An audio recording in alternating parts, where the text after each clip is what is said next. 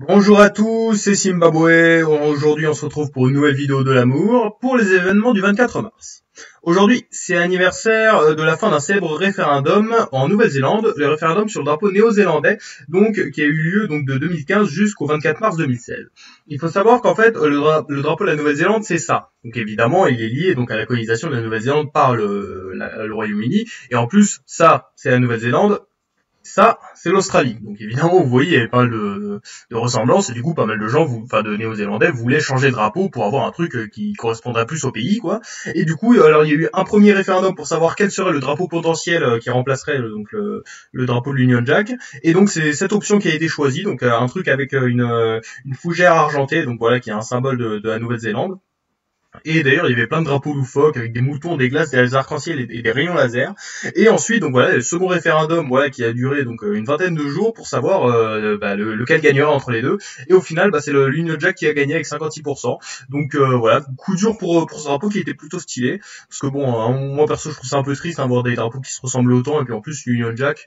Bon, l'Union Jack c'est quand même très beau, mais bon, quand elle est dans un cadre, voilà, c'est un peu nul. Mais donc voilà. En tout cas, voilà, un coup dur pour ce drapeau à retenir.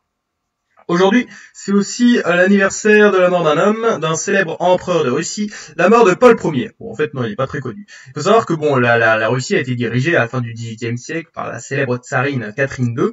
En fait, à la mort de Catherine II, en fait, elle voulait que ce soit son petit-fils Alexandre Ier qui lui succède, parce qu'elle aimait pas trop son fils Paul Ier. Et en fait, lui, Paul a décidé donc voilà d'enlever le testament de sa mère et de devenir empereur à la place de son fils, quoi.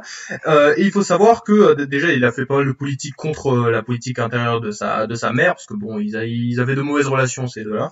Et aussi il faut savoir que il avait d'abord participé donc aux coalitions contre la France, sauf qu'en fait il était mécontent de l'attitude de l'Autriche et de la Grande-Bretagne qui n'avaient pas assez soutenu ses troupes dans les Pays-Bas. Et ben, du coup Paul Ier avait décidé de soutenir Napoléon et du coup il manifestait son mécontentement envers l'Angleterre. Et donc quelques mois plus tard, il y a eu une conspiration contre lui par plusieurs comptes, voilà. Donc on l'a forcé à abdiquer, il a résisté, il s'est fait étrangler, donc c'est quand même plutôt coup dur. Et d'ailleurs, selon Louis XVIII, Paul Ier avait été victime d'une conspiration de paix où se trouvèrent l'or et la main du gouvernement britannique. Si Louis XVIII le dit, ça doit être sûrement vrai. Mais donc voilà, et du coup c'est Alexandre Ier, voilà, qui devient empereur de Russie à partir de maintenant. Mais en tout cas, voilà, c'est coup dur pour Paul Ier, voilà, qui n'aura pas duré vraiment longtemps. Retenir. Et aujourd'hui, c'est aussi l'anniversaire de célèbres manifestations qui ont eu lieu aux États-Unis.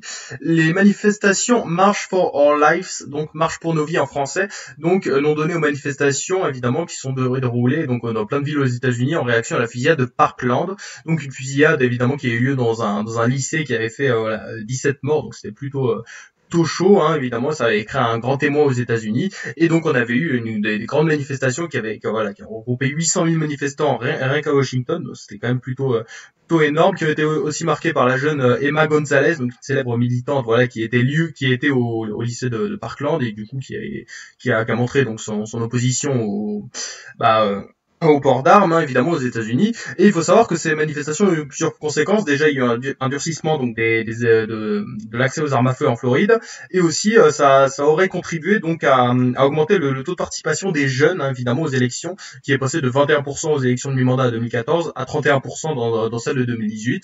Donc bon, c'est toujours plutôt sympathique. Et donc voilà, donc, des grosses manifestations, voilà, qui avaient été très médiatisées, à raison, à retenir.